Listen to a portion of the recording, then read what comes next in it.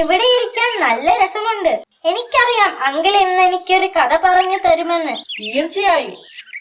അതെ അബു, ഇന്ന് ഞാൻ പ്രവാചകന്റെ മറ്റൊരു അനുയായിയായ അബ്ദുല്ലാഹ് ഇബ്ൻ മക്തൂം റളിയല്ലാഹു അൻഹുവിനെ കുറിച്ചാണ് പറയാൻ പോകുന്നത്. അങ്കിൾ വേഗം നമുക്ക് കഥ പറയാം.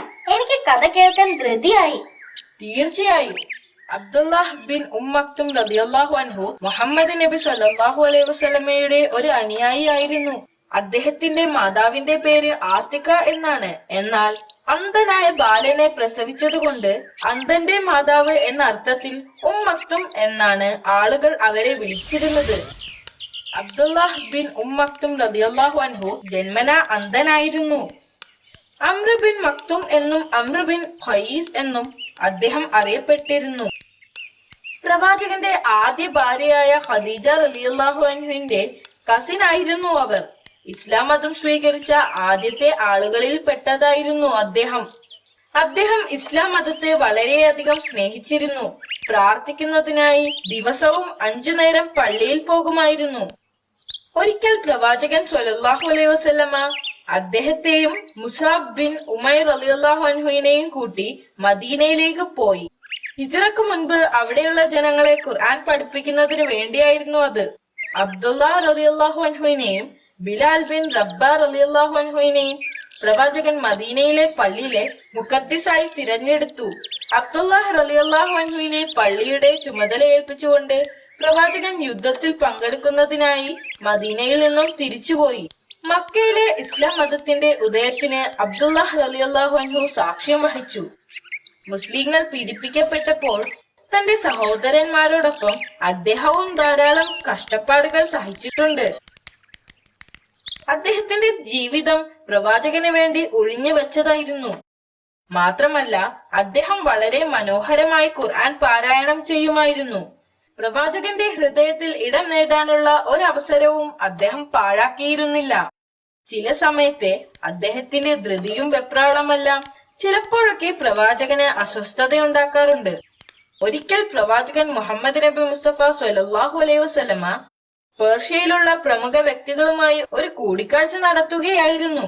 പ്രവാചകനും അദ്ദേഹത്തിന്റെ അനുയായികൾക്കും പേർഷ്യക്കാരിൽ നിന്ന് ധാരാളം ബുദ്ധിമുട്ടുകൾ സഹിക്കേണ്ടി വന്നിട്ടുണ്ടായിരുന്നു. ഈ കൂടിക്കാഴ്ച പ്രവാചകന് വളരെ പ്രാധാന്യമേറിയതായിരുന്നു. അവർ പ്രവാചകനോട് അനുകൂലമായ നിലപാടെടുക്കുമെന്നും കുറഞ്ഞ പക്ഷം തന്റെ അനുയായികളെ പീഡിപ്പിക്കുന്നതിൽ നിന്ന് പിന്മാറുകയെങ്കിലും ചെയ്യുമെന്ന് പ്രവാചകൻ ആഗ്രഹിച്ചു. അതുകൊണ്ട് തന്നെ ആരും അതിനിടയിൽ ശല്യപ്പെടുത്തരുത് എന്ന് അദ്ദേഹം ആഗ്രഹിച്ചിരുന്നു. എന്നാൽ നബി സല്ലല്ലാഹു അലൈഹി വസല്ലമ ഗൗരവപൂർവമായ സംഭാഷണത്തിൽ ഏർപ്പെട്ടിരിക്കുമ്പോൾ അബ്ദുല്ലാഹ് റളിയല്ലാഹു അൻഹു അങ്ങോട്ട് കടന്നു വരികയും പ്രവാചകനോട് ഖുർആനിലെ ഒരു സൂക്തം പാരായണം ചെയ്യാൻ ആവശ്യപ്പെടുകയും ചെയ്തുകൊണ്ട് പറഞ്ഞു: അള്ളാഹുവിന്റെ റസൂലെ, അള്ളാഹു അങ്ങേക്ക് പഠിപ്പിച്ചു തന്നിട്ടുള്ളതിൽ നിന്ന് അങ്ങ് എന്നെ കൂടി പഠിപ്പിക്കുക. പ്രവാചകൻ സ്വല്ലല്ലാഹു അലൈഹി വസല്ലമ അസ്വസ്ഥനാവുകയും സഹാബിയിൽ നിന്ന് മുഖം തിരിക്കുകയും ചെയ്തു. തുടർന്ന് അദ്ദേഹം പേർഷ്യക്കാരെ ശ്രദ്ധിക്കുകയും അവരുടെ സംഭാഷണം തുടരുകയും ചെയ്തു. അവർ ഇസ്ലാം മതം സ്വീകരിച്ചാൽ മതത്തിന് മഹത്വം കൈവരുമെന്നും അദ്ദേഹത്തിന്റെ ദൗത്യത്തിന് അത് ശക്തി കൂട്ടുമെന്നും അദ്ദേഹത്തിന് അറിയാമായിരുന്നു. അവരുമായി സംസാരിച്ചു കഴിഞ്ഞപ്പോൾ പ്രവാചകൻ പുറത്തേക്കിറങ്ങി. എന്നാൽ മുറിയിൽ നിന്ന് ഇറങ്ങിയ ഉടൻ അദ്ദേഹത്തിന്റെ കാഴ്ച ചെറുതായി മങ്ങുകയും അദ്ദേഹത്തിന്റെ മുഖത്ത് പ്രയാസമുണ്ടാവുകയും ചെയ്തു. ഈ അവസരത്തിൽ പ്രവാചകന് അള്ളാഹുവിൽ നിന്നും ഒരു വെളിപ്പെടുത്തലുണ്ടായി. ഈ സംഭവവുമായി ബന്ധപ്പെട്ട കാര്യങ്ങളാണ് 80-ാമത്തെ സൂറത്തായ സൂറത്തുൽ അബ്സയിൽ പ്രതിപാദിച്ചിട്ടുള്ളത്. അബ്ദുല്ലാഹ് ബിൻ മക്തൂം റളിയല്ലാഹു അൻഹുവിനെ പോലുള്ള ഇസ്ലാം വിശ്വാസികളുടെ ഉത്കണ്ഠകൾക്ക് മുൻഗണനയും പ്രാധാന്യവും നൽകണമെന്ന് അള്ളാഹു പ്രവാചകനോട് കൽപ്പിച്ചു.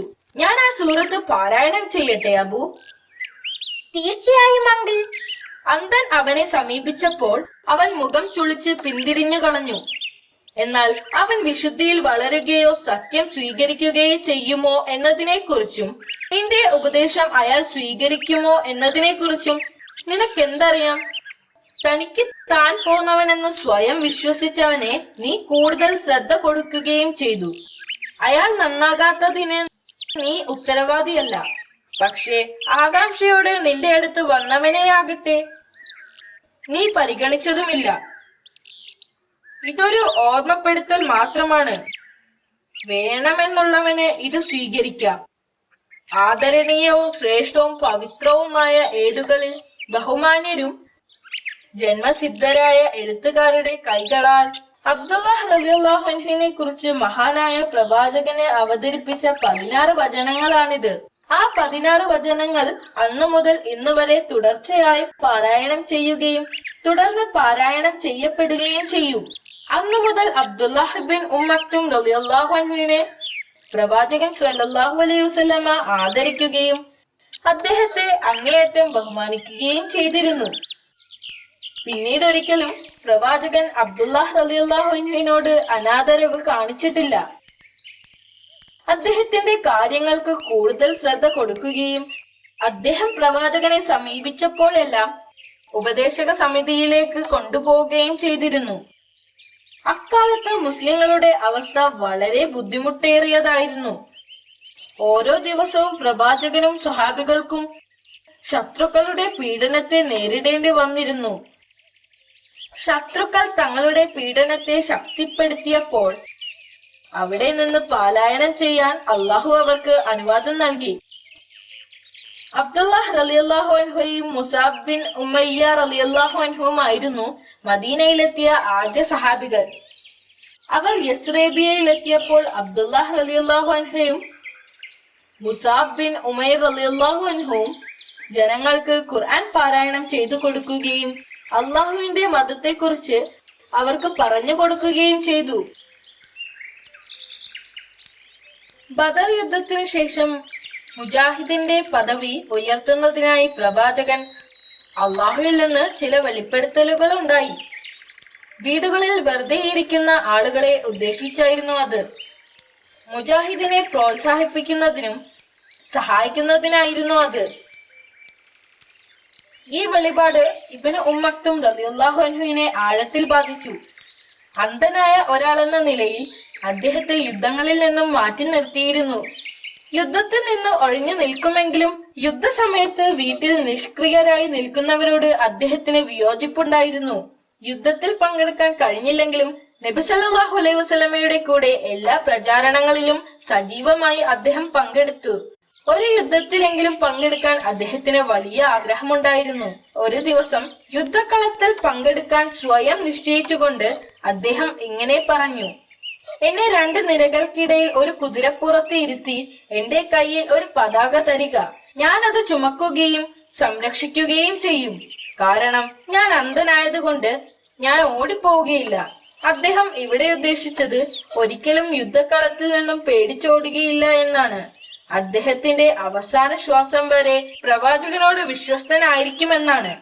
ഹിജറക്ക് ശേഷം 14-ാം വർഷത്തിൽ ഉമർ റളിയല്ലാഹു അൻഹു പേർഷ്യക്കാർക്കെതിരായി ഒരു യുദ്ധത്തിന് നേതൃത്വം നൽകുകയും യുദ്ധം വിജയിക്കുകയും ചെയ്തു. അദ്ദേഹം ഭരണാധികാരിക്ക് ഇങ്ങനെ ഒരു കത്തെഴുതി: ആയുധമോ കുതിരയോ ആയി ആരെയെങ്കിലും ഇങ്ങോട്ട് അയക്കുക, അല്ലെങ്കിൽ എന്തെങ്കിലും തരത്തിൽ സഹായം എത്തിക്കുക. എല്ലാ ദിശകളിൽ നിന്നും മുസ്ലിം ജനവിഭാഗങ്ങൾ ഉമർ റളിയല്ലാഹു അൻഹുവിന്റെ അഭ്യർത്ഥനയോട് പ്രതികരിക്കുകയും മദീനയിലേക്ക് യാത്ര പുറപ്പെടുകയും ചെയ്തു. അവരിൽ ഒരാളാണ് അന്ധനായ അബ്ദുല്ലാഹ് ഇബ്ൻ മക്തും റളിയല്ലാഹു അൻഹു. മുസ്ലിങ്ങളുടെ അവകാശങ്ങൾ നേടാനും സംരക്ഷിക്കാനും അതിന് സാധിച്ചില്ലെങ്കിൽ യുദ്ധത്തിൽ കൊല്ലപ്പെടുക എന്നും അദ്ദേഹം പ്രതിജ്ഞ ചെയ്തിരുന്നു. 3 ദിവസങ്ങളോളം സൈന്യങ്ങൾ പരസ്പരം പോരാടി. മുസ്ലിം സൈനികരുടെ ചരിത്രത്തിലെ ഏറ്റവും കൈപ്പേറിയതും പ്രയാസമേറിയതുമായ ഒരു കീഴടക്കലായിരുന്നു അത്. ഈ തിളക്കമാർന്ന വിജയത്തിന് പിന്നിൽ 100 കണക്കിന് ആളുകൾ ഷഹീദായിരുന്നു. അവരിൽ ഒരാൾ അബ്ദുല്ലാഹ് ഇബ്ൻ മക്തും റളിയല്ലാഹു അൻഹു ആയിരുന്നു. യുദ്ധക്കളത്തിൽ അദ്ദേഹം ഷഹീദായി കിടക്കുമ്പോഴും അദ്ദേഹത്തിന്റെ കയ്യിൽ ആ പതാകയുണ്ടായിരുന്നു. അദ്ദേഹം അള്ളാഹുവിൽ വിശ്വസിച്ച ഒരു യഥാർത്ഥ ഭക്തനായിരുന്നു. ശാരീരിക വെല്ലുവിളികൾ നേരിട്ടവർക്ക് അദ്ദേഹം വലിയൊരു പ്രചോദനമാണ്. അബ്ദുല്ലാഹ് ഇബ്ൻ മക്തും റളിയല്ലാഹു അൻഹുവിന്റെ കഥ നിനക്ക് ഇഷ്ടപ്പെട്ടോ? എനിക്ക് കഥ വളരെ ഇഷ്ടപ്പെട്ടു. പ്രവാചകനോടും ഖുർആനിനോടും മതത്തെയും വളരെയധികം സ്നേഹിക്കുന്ന മഹാനായ ഒരു വ്യക്തിയായിരുന്നു അദ്ദേഹം. മാഷാ അല്ലാഹ്, വളരെ നല്ല കഥയായിരുന്നു അങ്കിൾ. ശരി, വീട്ടിലേക്ക് പോകാൻ സമയമായി. പതിവ് പോലെ നമുക്ക് നടന്നു പോകാം.